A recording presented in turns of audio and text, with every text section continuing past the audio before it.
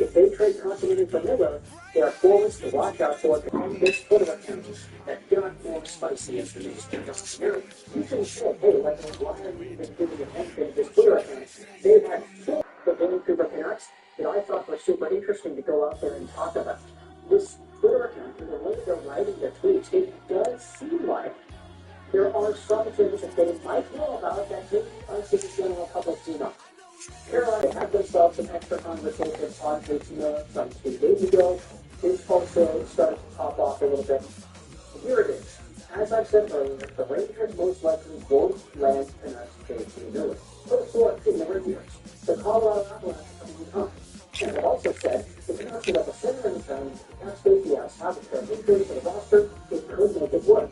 Obviously, Miller hasn't been afraid, but he is intrigued with the possibility of playing with one of the best players in the game in case of McKinnon. The Dallas Stars, Patrick Coffey still believes they can compete for a cup.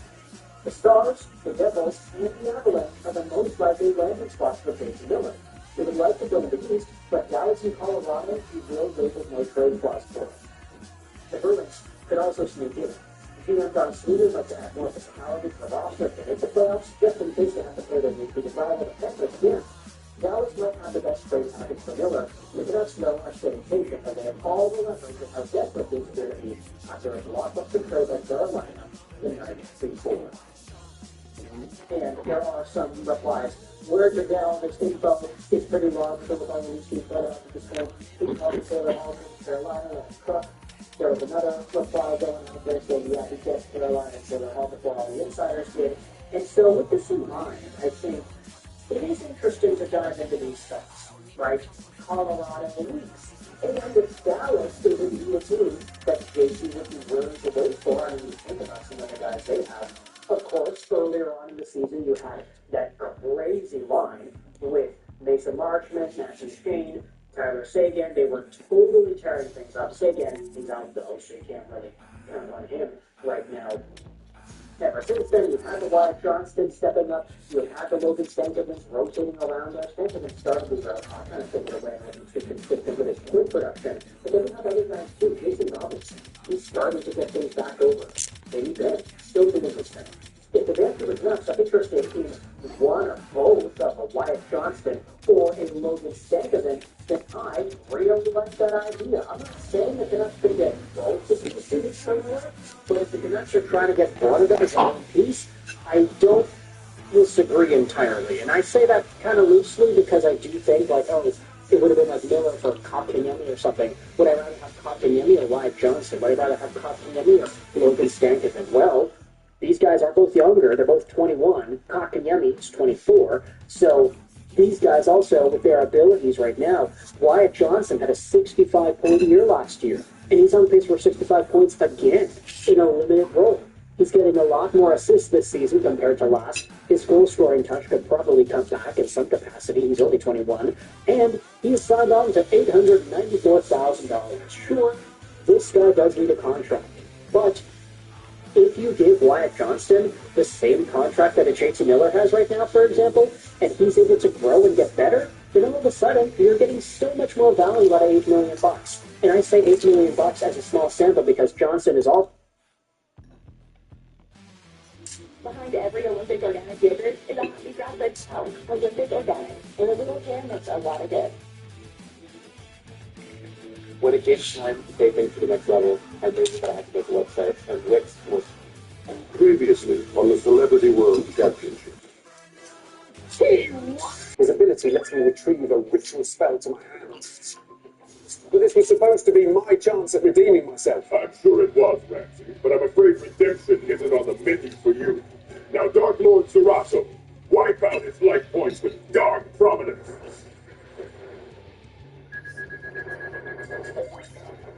That's the end of our show, folks. Stay tuned for our next Redeem match that will see two more of your favorite duelists get another chance to shine.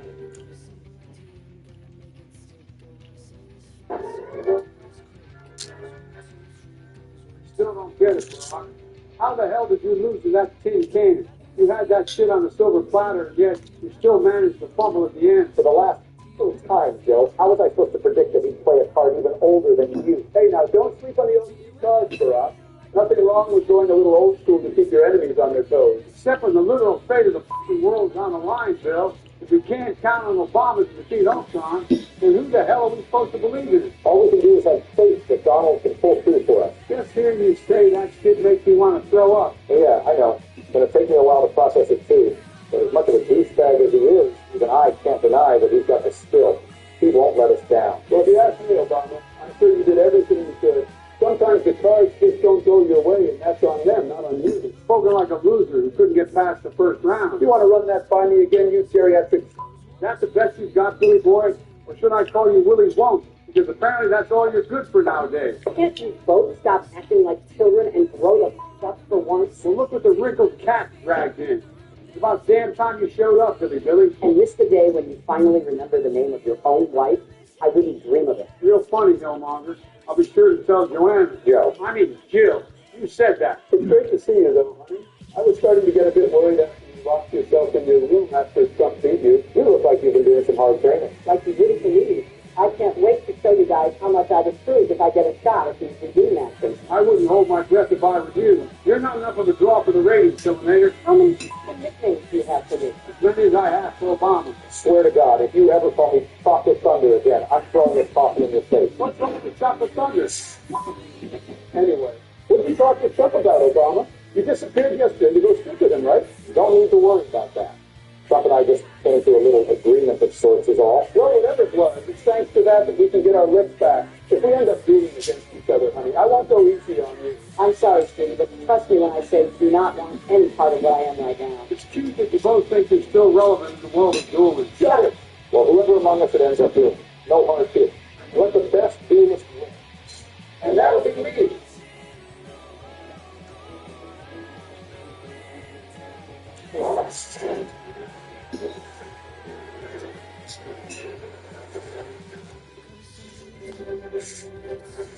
Joe, be honest with me, Obama. Are you really surprised that it ended up being the two of us? Not in the slightest. I do feel kind of bad for Hillary and Bill, though. Don't be. Now's our chance to show those two amateurs how this game is really played. You ready to give these people one hell of a show, Joe? Bet your sweet American ass I am. You better bring your A game, Obama, because Hill Diesel ain't the only one who's been putting in work in the lab. I've learned a lot since that rust bucket knocked me out of the tournament, and I'm not going to let that shit happen again. Well, good for you. But be careful, because I might have a few surprises of my own in store. Trust me. After I heard what went down in those City Creek off, nothing can surprise me anymore. Now, if you wouldn't mind, I'd like to be the one to kick off our duel, if that's all right. Be my guest. It'll give me a chance to remind you why they called me No Drama Bomber. I much prefer Chocolate Thunder, if I'm being honest. Yeah, I'm going to pretend I didn't hear that. Quit stalling and show me what you got, Joe. You asked for it, big dog. Now you know it wouldn't be right for me to start a duel without my favorite spell card. Polymerization. And with it, I'll fuse Liquid Soldier and Vision Hero Yvonne in order to freeze you out of the competition with my elemental hero Absolute Zero. And since Liquid Soldier is used for a fusion summon, its ability lets me draw two cards as long as I discard one in my hand. I'll then set this card face down and let you get your lick in. Don't mind if I do. Since you've opened with one of your favorite cards, it's only right that I do the same. So I'll also be activating Polymerization. And with it, I'll be fusing my Dark Magician with my Dark Magician girl. Shut the hell up. Thank you. Now, like I was saying, I'll be fusing my Dark Magician with my Dark Magician girl in order to fusion summon the Dark Magician. I'll then set this monster face down onto the field and proceed to battle. Now, my magicians, why don't you give our good friend Joe here a nice warm welcome with Dark Twilight attacks? That attack's going to cost you, Obama. Because I hope you didn't expect my monster to leave the field without a parting gift. Because when Absolute Zero leaves the field, every monster on your field goes bye-bye. And that's not the only surprise I've got in store for you, because I'll also be activating my trap. Hero Signal. Since one of my monsters was just destroyed, this card lets me call up a level 4 hero monster. Say hello to Elemental Hero Blazon. And you know what happens when Blazon hits the field. I can nab me a good old polymerization. Maybe you just died. It took me forever to finally ask Suzanne. Jill, out on a date. Look how that turned out. Well, let's just hope my monsters have a better love story than yours. But back to the game. I'll now be activating the effect of Wicked the Black Forest you also destroyed, allowing me to add Magician's Soul to my hands. And since it's still my battle phase, my Dark Magician Girl can wipe out your blazing. And now that your field's emptier than a Republican's bank account, my Dark Magician can slam you for some damage. I'll then set this card face down and end my turn. I draw. Pretty slick move there, O'Donnell. You're already aware of Absolute Zero's destruction ability, so you use it to your advantage by playing two monsters that would give you cards in the process of getting smoked. You've taken your game up a notch since the last time we dueled. What can I say? Losing to Ultron has made me a more cautious man. But let's see if you've got what it takes to keep up with me, Joe. Well, I'll be doing more than just keeping up, Obama. I plan to lead Democratic stuff once I summon elemental hero status. Thanks to special ability, I can grab any elemental hero from my deck. They say don't have to die hard. So I'll be bringing back polymerization in order to choose elemental hero strata and elemental hero famous in order to choose summon. Elemental hero sunrise. And now the sunrise is taking the stage. I can use the ability to have miracles in my arsenal. Now get ready, because I'll be to the miracle team in order to banish both flames and flamers from my graveyard in order to bring some heat to this duel. Elemental hero Nova Master.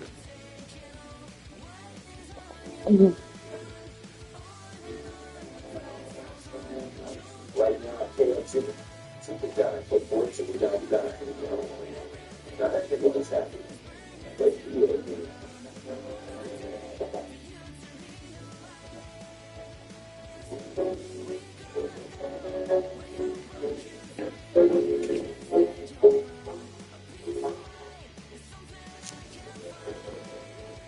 Don't forget, thanks to Sunrise's ability, every monster on my field gains a little stimulus boost. Now let's battle. Barbecue that deadbeat of a boyfriend Nova Master. And just in case you had any funny ideas of keeping that face down, better be the game because thanks to Sunrise's second ability, since I declared an attack with another monster this turn, he can pop out your eye to him. well, it's a good thing for me that the destruction doesn't mean negation, because I'll be activating that facility. Damn it! And like a good politician, I'll be redirecting that attack straight back at you. You may have swerved that attack, but Sunrise is still in the game, and that means I can still wipe the magician completely off the map. I take offense to that statement, Joe. You should know better than anyone that every woman deserves respect. Now when they're coming to my life points, they don't. Man, women, child, or even gender non-binary. They're getting this work if they mess with the binary. Now get your game on. I draw. At least you're honest, Joe. It's what makes you you. Damn straight. And speaking of honest, I've got to be careful now that you've got an honest meal to become. The trying to directly with me is the only thing I can do when he's got a card like that at the wrist. I gotta get him to waste it. And I think I might pass him the perfect stage and bring that little spark to doing just that. I think I'll play this toss and get around and switch my Dark Magician into defense mode. I'll also set this card face down and call it a serpent. I draw. You must really think I'm stupid if you think I can't see what he's trying to do. Definitely trying to get me to waste the arm fields in my hand, because we both know he can't stop it. Whatever that face down card is, it won't save it from the enforcement. Get ready, Miss Donald. I'm about to turn your ass flipped upside down with a spell. You're desperate. And what does that do? Glad you asked. I assumed you wrote your friend. Because of fusion destiny, I can now use monsters to either my hand or deck to can summon a brand new hero. So I'll be using Destiny Hero Plasma, Destiny Hero Denier. In order to summon the village MVP in my squad. Destiny Hero Phoenix Enforcer. So where did you start playing Destiny Hero? Stop it, Andy. I actually went back and rewatched a few episodes of DX. And as I saw after Phoenix Spirit being passed all apart during the first match, I just knew I had to incorporate these bad boys into my deck. And now your ass is trash, Obama. And one of Phoenix Enforcer's abilities allows you to reduce the attack of every monster you have on the field by 200 points for every hero card in the graveyard. Well, that's rather unfair. Fair?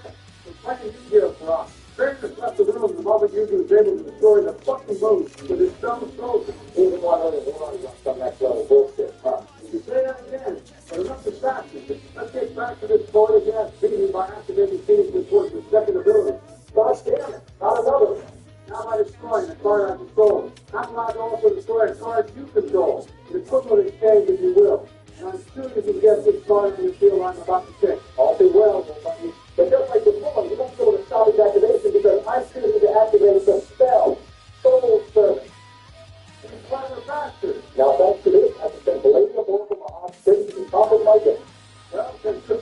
turned out to be a dud. I apologize to change the target of Phoenix's forces ability to a dark condition. There's nothing left on the field to stop me.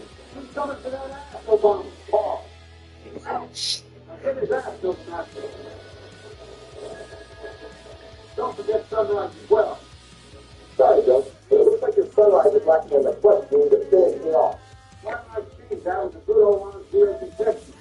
This will boost the attack by 2,500 points for the rest of this tournament.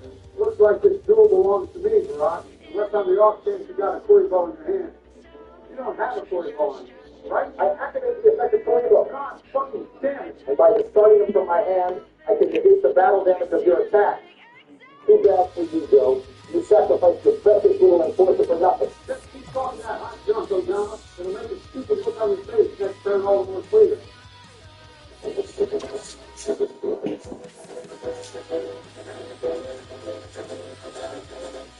forget the search for Dexter's original sin. It's now streaming exclusively on Paramount Plus. I draw. And since I just drew Palladium Horn from my heart straight from my deck, its ability lets me immediately special summon. Well, that's the reason you control service. I think we're thinking 2 steps ahead. That's right. But unfortunately for you, I was 3 steps ahead. You what? Say hello again to my Phoenix enforcer. The fuck? How'd you bring it back? It will always rise in the battle. And why force it take? If you ever destroyed a battle by a card effect, he can return to the field at the start of the next turn. Yeah, I'm not gonna lie. That's some broken ass kid. I'm going to agree with you. But since I'm the one using them, you can suck my left nutsack. Now hurry up and take the move before I die of boredom. Don't rush me, old man. This is just perfect. With that stupid enforcer out on the field, he can look at 10 moves my monster. If I throw you face down, take the sacrifice on the end to destroy him. He's really got me in a tight spot here. You can't fool me, Barack. I bet you're feeling even more pressure right now than James Warrior. Try what you want. But you know I've got to do checkmate. If you think this is checkmate, then think again, Jim. Because I'm about to teach you how to truly master playing this game. I now activate Soul Servant in my graveyard. And by banishing it, I can draw 3 cards from my deck, since I have both Dark Magician and Dark Magician Girl in my graveyard, as well as my Palladium Horn from my heart on the field. Nice. This is just what I need to get rid of that enforcer once and for all. Next, I'll activate Magician Soul effect. And by discarding it, I can bring back the Dark Magician in my graveyard. And with 2 Magicians now on the field, I think it's time for me to Hold it right there, Obama. You think I'll just sit on my ass while you finish your combo? You must be dumber than a bimbo with a box of crayons. Because I'll be activating Phoenix and Force of Effect once again to destroy itself and take the Dark Magician with it. Bet you weren't expecting that, were you? Actually, I was. Come again? I'd love to. I activated Call by the Grave. Not that card. That's right. And you know what that means. I can now banish your Phoenix Enforcer from the graveyard and negate its effect, which means you can't bring us back ever again. Damn it. It's got me. But I'm not done yet, because I'll be treating you to a favor of mine by activating Magical Ice Fusion. And by banishing 5 different magicians in my graveyard, I can fuse them all together to bring forth my perfect magician. And when perfect magician is fusion summoned using 5 different spellcasters, his ability lets you destroy every card on your field. You fought valiantly, Joe, but this duel is over. Now finish him off, Quentin Magician, with 5-fold Arcane Barrage. I don't think so. I activate the Spirit of Neos to negate your attack. Since it was just special summons, I can also grab a Neos fusion in my hand. I should have known you'd pull something like that at the last second. You were always good at keeping yourself alive. These old bones have still got a few tricks up his sleeve, Barack. Anything else you got for me? Be prepared as I activate the spell Mini Cut. And by sacrificing my Spirit of Neos, this spell can turn your ace monster into a freeze buff by reducing its attack point to 0. Here, don't try to get that big dog, because I'm also activating Neos Fusion. By sending both Rainbow Dragon and Elemental Hero Neos to the graveyard, I can now fusion summon the one and only Rainbow Neos. With Rainbow Neos' special ability, by sending the top card of my deck to the grave, I can shuffle every card in your graveyard back into your deck. Are you sure this is the move you want to make, Joe? I've never been more sure of anything in my life, old friend. Now let's end this. Rainbow Neos.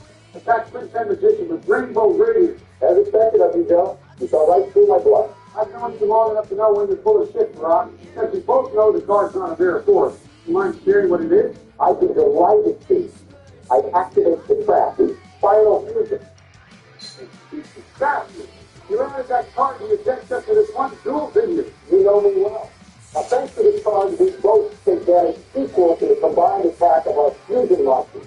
And since my monster has none while you have 4,500, it looks like this duel ends in a draw. I told you I had a nice surprise waiting for you. Indeed you did. Well played, buddy. Well played. There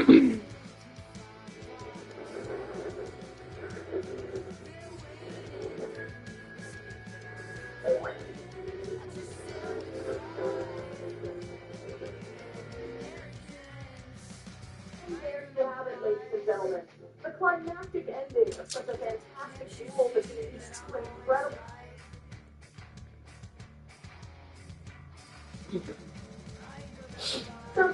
When you post, your background can feel like a revolving door. Please subscribe to your green small spaces. You can now get free air freshener that fights odors for 45 days. So even after the flush, you know your bathroom smells amazing. Here's a starting photo conversion.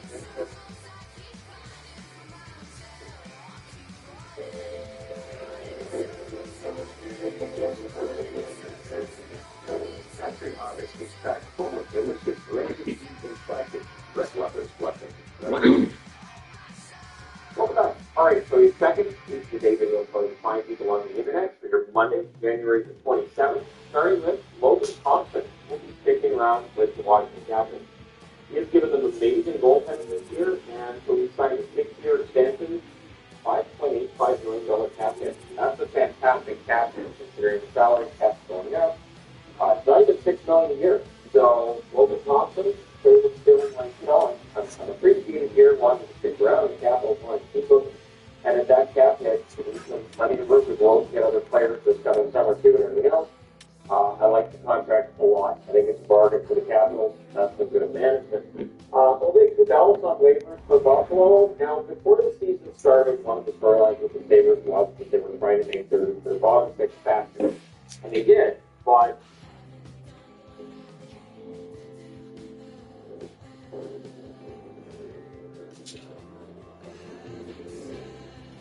Oh boy, yeah, so now we are talking about Buffalo again.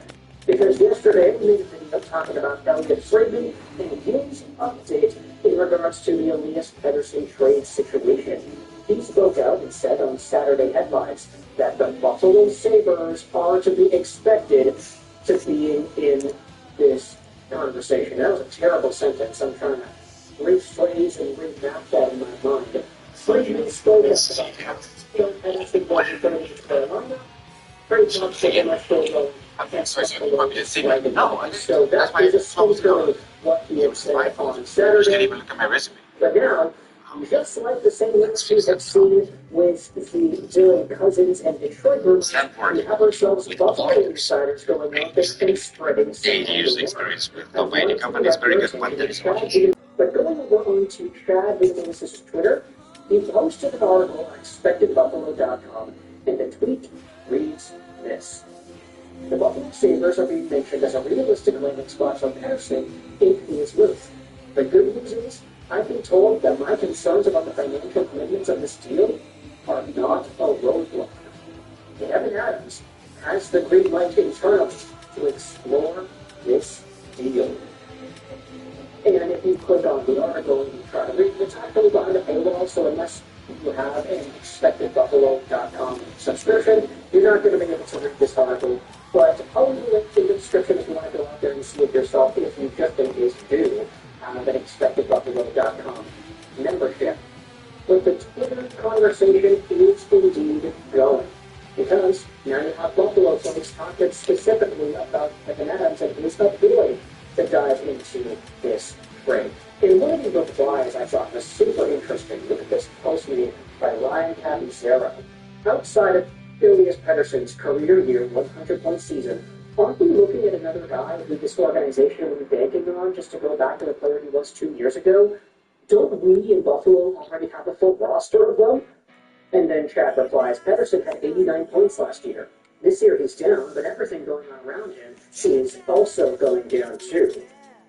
So when you think about this, the Buffalo Sabres, I don't want to call out specifically, like, oh, they only have guys who are washed. Like, all of the best players were better players 2 years ago. Like, that's kind of tongue-in-cheek to go out there and say. But ultimately, for Elias Pettersson, this is a really interesting update for Buffalo because we always knew that one of the concerns about Pettersson was that dollar amount. And I think, for the most part, NHL teams would evaluate Pettersson as being quote-unquote worth the dollar amount, especially when you consider the amount of interest there seems to be on this guy and what teams are willing to pay. We keep on hammering this point down, but bear in mind that evaluating Pettersson higher than they evaluated Nico Rantanen. And Rantanen is literally one of the best players in the league consistently every single year. Pettersson is not. He is one of the best players in the league when he is on his game, but he hasn't been on his game for a good chunk of the past calendar year. Pettersson, though, is a center. His cost is controlled because he's making $11.6 million to the end of 2032. Assuming he gets back to 100 point form, $11.6 million in 2028, in 2029, in 2030 is going to be really, really valuable. Assuming he's able to sustain that level of production and actually be a top-tier first-line game-breaking superstar. Elias Pettersson can be worth the money. It's just, I think, for a lot of Canucks fans looking at it right now, it's like, oh, he sucks. Like, the guy's not doing much. He's not scoring. He hasn't scored in a year. He's not really consistently doing anything. He can play sell-key-level defensive hockey at times, but even that's not all too consistent. There are some nights where he is just okay. Like, Pettersson, I'd say, is never terrible defensively in the same way that JT Miller can be terrible defensively. Pettersson is just one of these players where you know what he is when he's at his best. And at his best, he is literally one of the best players in the damn league. With Buffalo being given the green light to explore Pettersson at $11.6 million, it does seem like they are one of these teams, like Carolina, that are evaluating him as that guy who's a 100-point caliber center and not a declining, overpaid, long-term asset. And realistically, there's no reason for other teams to go out there and think about Pettersson in that bad of a way as well. I know Canucks fans here, we watch them every game, we love seeing the lives of our Canucks guys and how the drama continuously builds up in this city. But Pettersson, obviously, is going to get better, right? I mean, this season he's on pace for 54 points. That will be the worst season of his damn career. Yeah, I know he had 21 points in 2020, 2021, but he was injured for most of that season. He had 26 games. This season is the worst point production season Pettersson has ever had. And it's 2 years removed from being a 100-point caliber guy and somebody that made this contract of $11.6 million. It is two people out of money. One of them goes for a job, the other for a and did Jackson. Did they? Correct. And it's all good thanks to the big difference from Pizza Hut.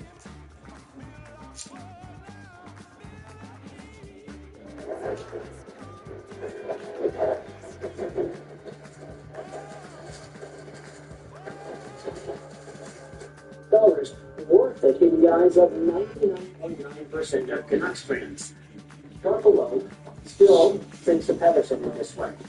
Most likely, right? That's why they're given the go-ahead, the green light to go out there and check up and try to make this work. To head into this conversation a little bit more, I wanted to turn your attention to another article that will also be linked in the description. This was written and published by David Pagnotta on thefourthperiod.com yesterday, January 26, 2025. The Sabres remain active with trade calls.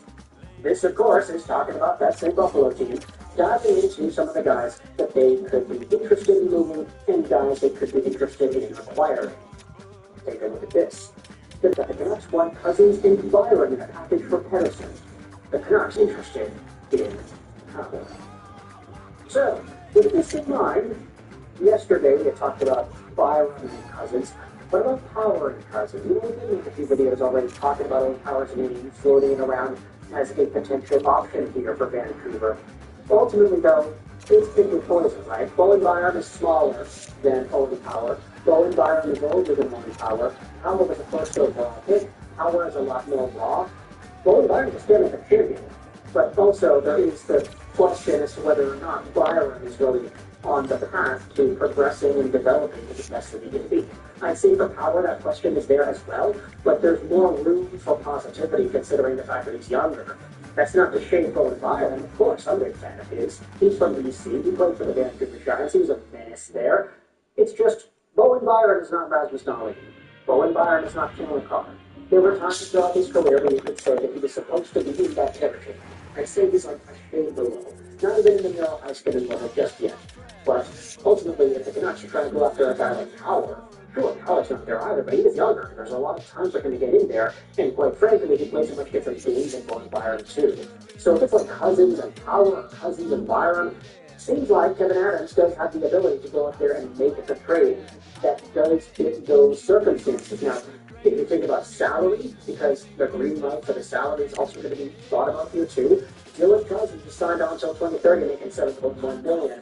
I don't necessarily know if he's the guy that the Canucks would use. He's on pace for 40 points this season, which is less than Patterson. And Cousins, of course, has a lower ceiling compared to Patterson. Owen Power is also locked on for a long time as well. He is signed on to the end of 2031, making $8.35 million.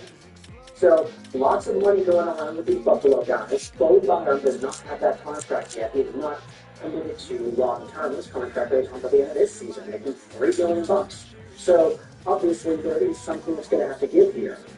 Ultimately, though, I want you to know your thoughts in the comment section below. How do you feel about this entire conversation? The Buffalo Sabres and the Buffalo Bees have started to pick up on the Elias Pettersson trade talk, and now we're hearing that the Sabres and Kevin Adams have been given that green light to go out there and pursue Beatty.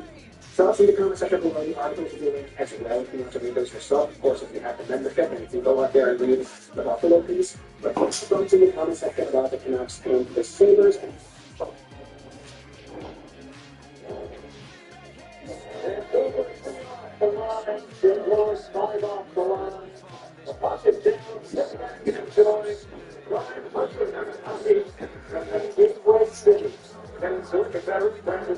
He stood up on the play line for it.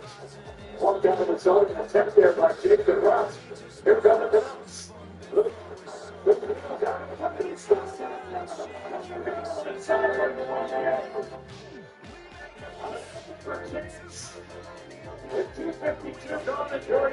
Canucks are off and running. Don't figure out of the line. See how deep this puck is. And that play is a 50-50 by DeBrusky. Hits that, it takes the play. And the Blues did this on the piece of the picture of this puck. And it's a back post drive. You're going to see on the left side of your screen. Quinn Hughes now has the options. He takes it out left back door. This is exactly what they worked on in practice yesterday. Driving that back post and getting caught there. Look what he does. It's fun. Look at St. Louis. Either you're forward or you're coming out.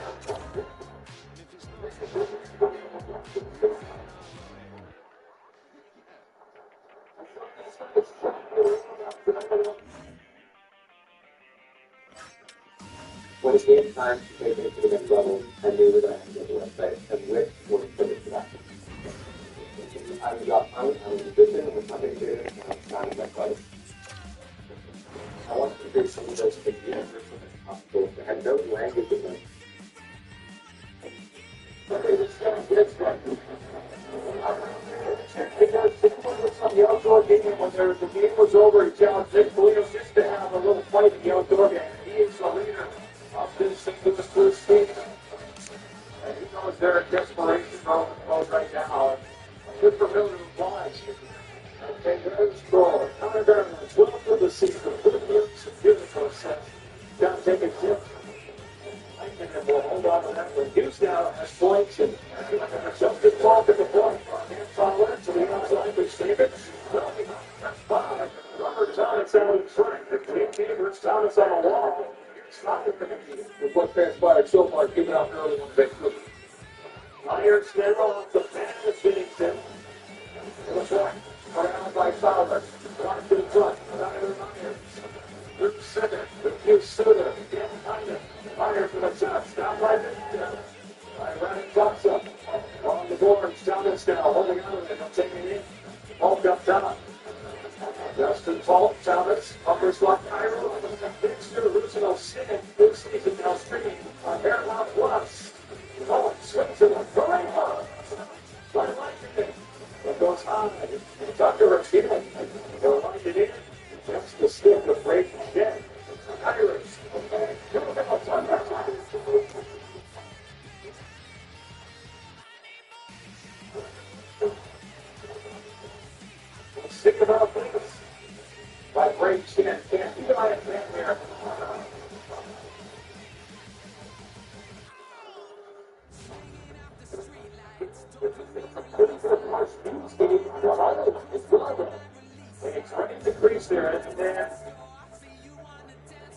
You spoke like you might have put yourself there.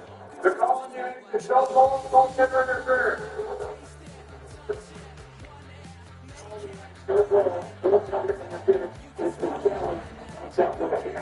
There's been challenged that this was not goaltender interference, and their argument is that huge from TJ Westfall.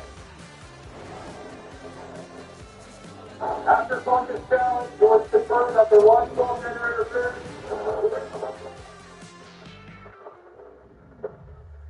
Williams Henderson, stick handle. Running from the wall. Takes it up top for Hughes. Another starting boy. Down by Vincent. Stop. And score.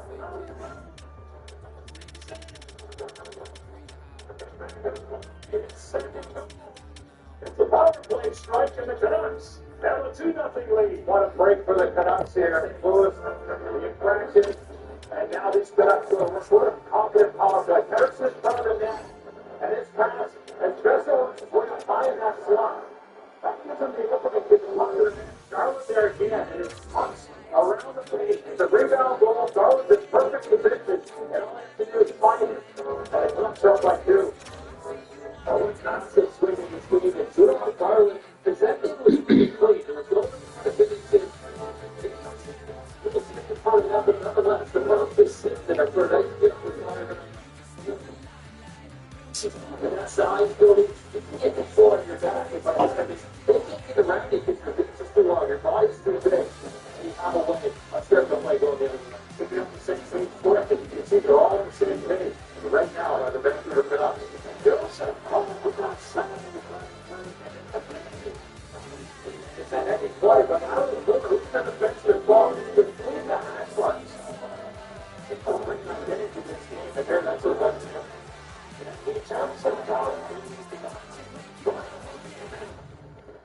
Great quality scouts. Inside of that position, but if you can find that soft spot, you can get those chances, and then it goes up again. And then now you say, after 5 goals, whatever, you'll get a clear. So that's what we're trying to do there. Is try to top of that box off.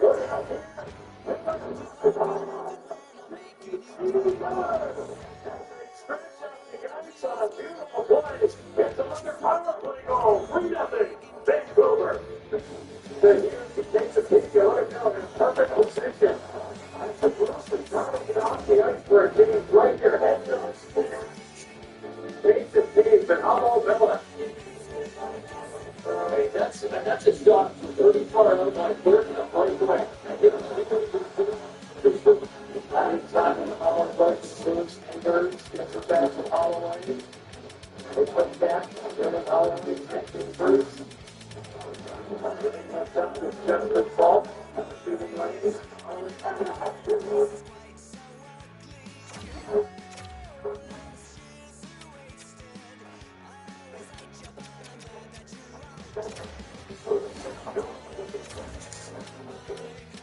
Result.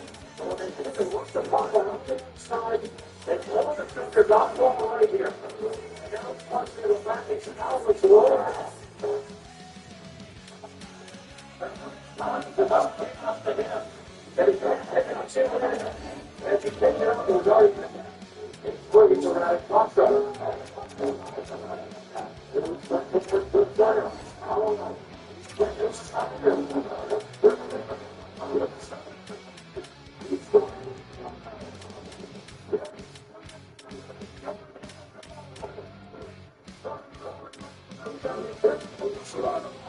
Vancouver, and the opportunity to power play. It's a little bit of line and out of fire. It's been spelled all over the ball. It's on the center. And Homer just got into the second period. And Sooner's speed is he got to settle down that puck a little bit, and he does, he just rips it. That great forward, that fire, that that's like, he didn't have his left leg to the front. You know, how was play started. It's Sooner.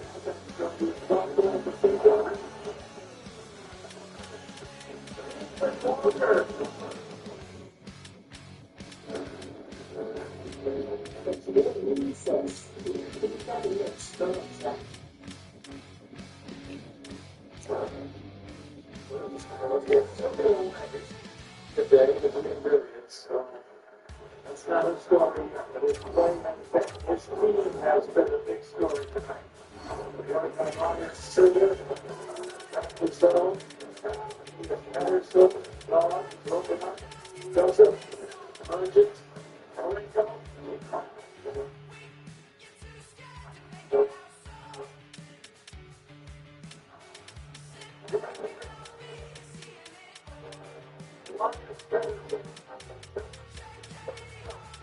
John Ford on the left side after the loose working.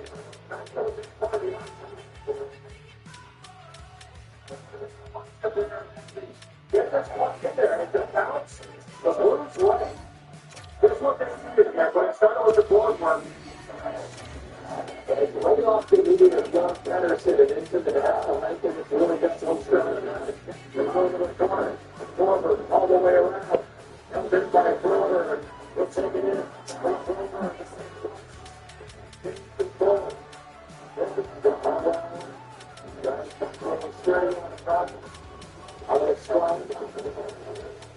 Myers, safe area. Go for it.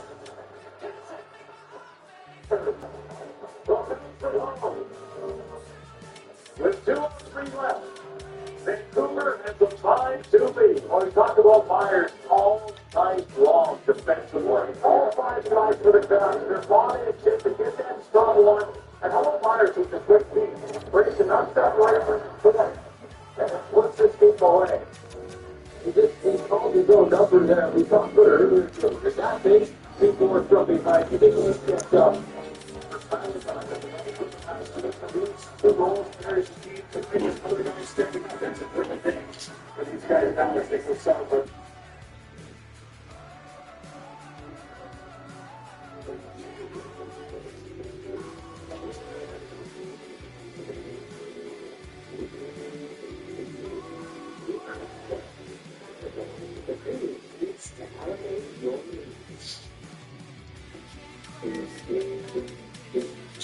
Security so fast. It's like it's a lot. When it comes to challenge, you're with it. And that's what you went with that.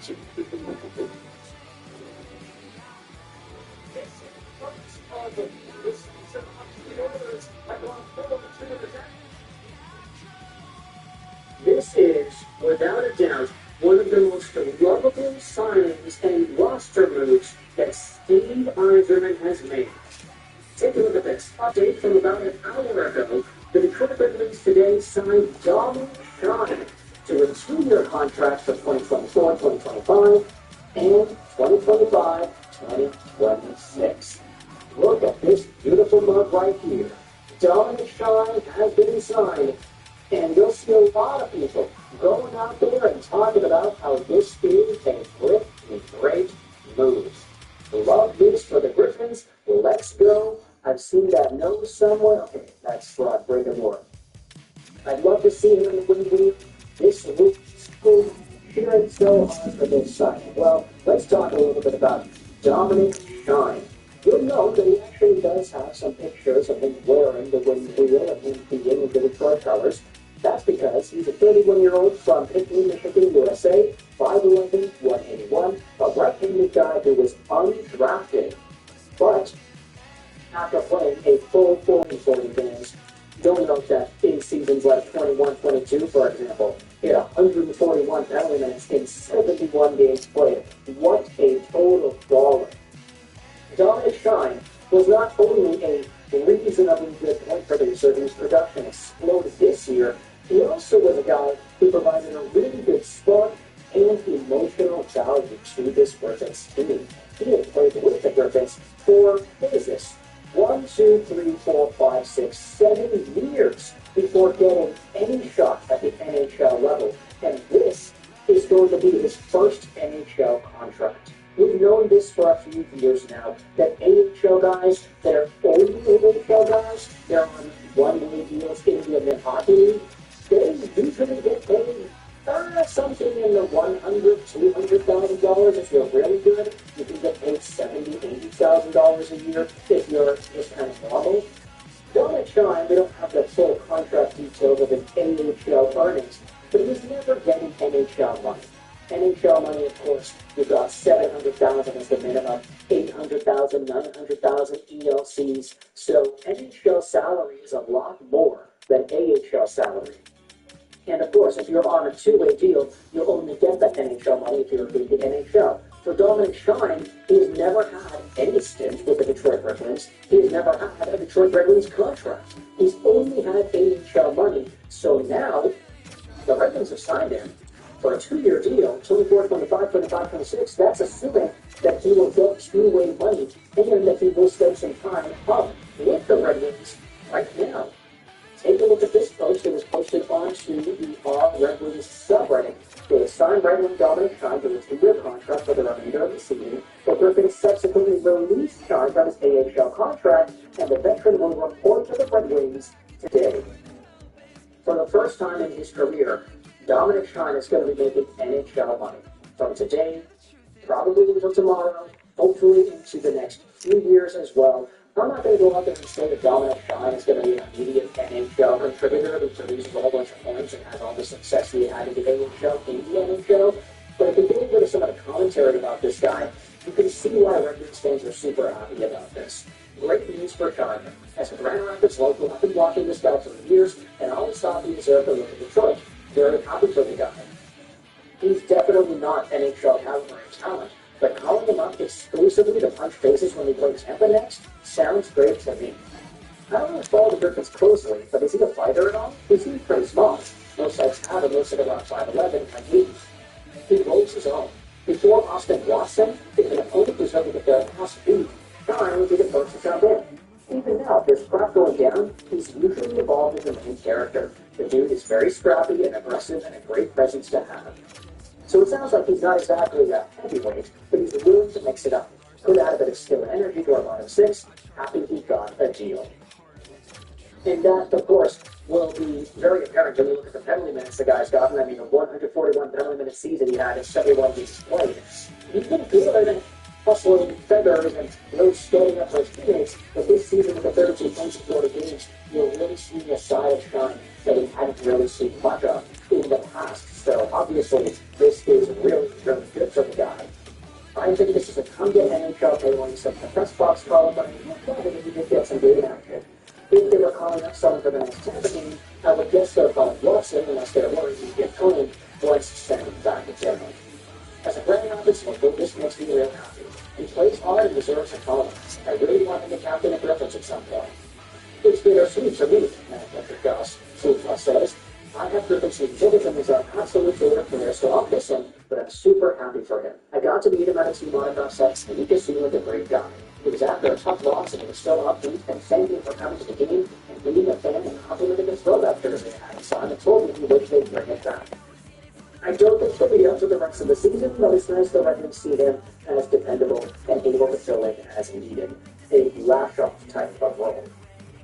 Let's go. I played with Shiner and juniors. The best dude. That's a really interesting connection, Denver Law Enforcement. If this guy is somebody that played with Shine in the junior scene, I think that's the USA show. Yeah, USA show, Lincoln Stars. You can see that Shine was the captain of the Stars for 2 seasons, where he was under around point per game territory while still providing all these penalty minutes. I mean, look at that. 165 penalty minutes in 54 games in his first season in the Lincoln Stars organization.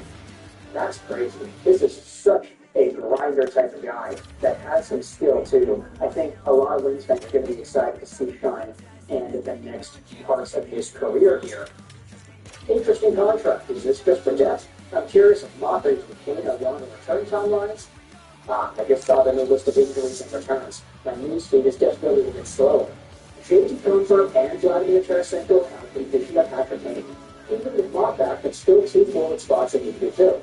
Tarasenko is questionable for Tech Broken. I hope we see Shine, Mata, and Elmer as a line anyway, but I guess there's a chance that one of them doesn't play. And for me personally, this line, I mean, having the work ethic of a Tyler Mott is the size of Elmer Soderblom and the feistiness of a Dominic Shine. All on the same line, that sounds like a really interesting combination. And a line of guys that you would not want to mess with if you are any opponent, whether you're in the top line or you're an opposing team's forward line. There's a lot of guys over here that can provide meaningful value to the lineups. And for Dominic Shine, it seems like it's a really unanimous thing here for Red Wings fans. Not even just Red Wings fans, but mostly for Grand Rapids Griffins fans. Happy to see him and his hard work pay off for his NHL contract. Living in Grand Rapids, watched him a few times, he plays with an aggressive demeanor. Yet the being a closer type, but he knows how to score. In the last 4 seasons, he's got 122 points in 245 games. That's the thing. Normally, guys at this age range, 31 years old, who produce, let's say, 30 points a season in the AHL, they don't really get too much of a look at the National Hockey League level, but for trying to get up to 32 points in 40 games, whilst still providing that physical edge, there's reason for the Wings to go out there and make this signing, or you're a guy who's been in the organization for so long, and say, hey, you have spots open, why don't you come out, why don't you try? I like this signing a lot. Let me know in the comment section what you think about Dominic Shine signing with the Red Wings and getting called up to the team. I hope you enjoyed this Michelle Charles 99 and 5. What can you afford to already finish? What set up to system, that's what. Online, big door, something. It sounds like my workers too.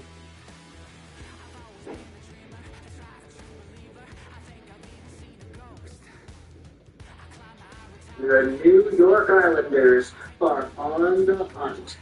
No Noah Dobson. No Mike Riley. Enter Tony DeAngelo, signed a few days ago, and Scott Perunovic.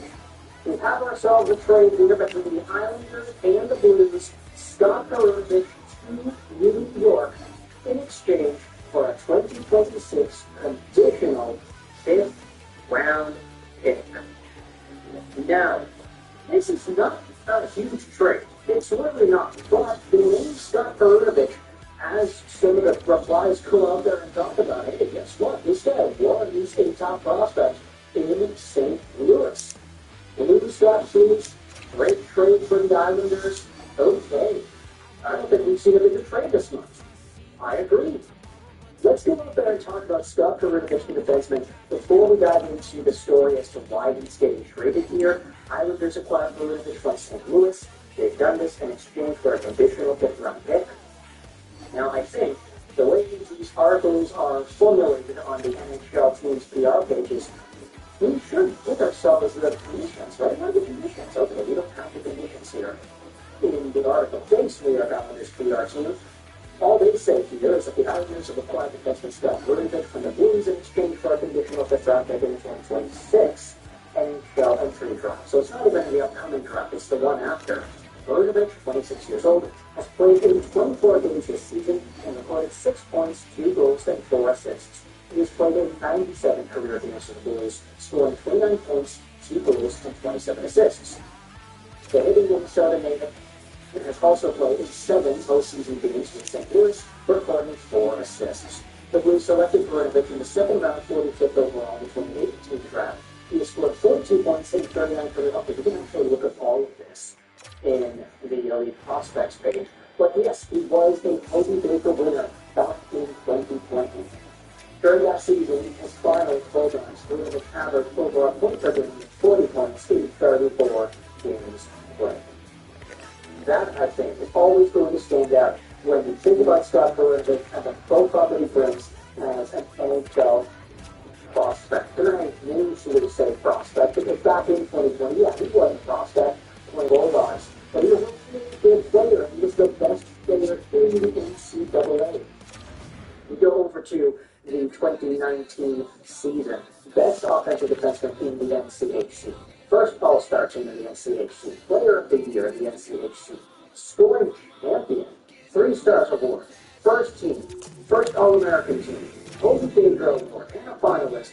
And he also got the USA Hockey College Player of the Year Award. Who else has won the Hobie Baker as hustler? There's been a bunch of really good names in the celebrating and I would love to see these guys go out there. Owen Caulfield, Dale McCarr, Perunovic is sandwiched in between 2 really great players in Caulfield and McCarr to win this Hobie Baker Award. So obviously, Scott Perunovic put himself in a pretty good tier of prospect back when he had this season. And for good reason as well. It's unfortunate, but I think because he was sandwiched in between some really top-tier players, it kind of got lumped into that conversation with them too. It's kind of unfortunate, but that's just how it goes when it comes to talking about prospects. Perunovic was on the St. Louis Blues the year after, but he didn't play any games. This was the weird 56-game campaign where you had like taxi squads and black aces where guys were on the team but not actually like playing because they needed to carry more players than appropriate. A lot of KHL development got screwed over in this 2020 season because of that. So Berlin couldn't play his first NHL game until 2021-2022. 6 points, 19 games. He was over the point per game in the NHL zone.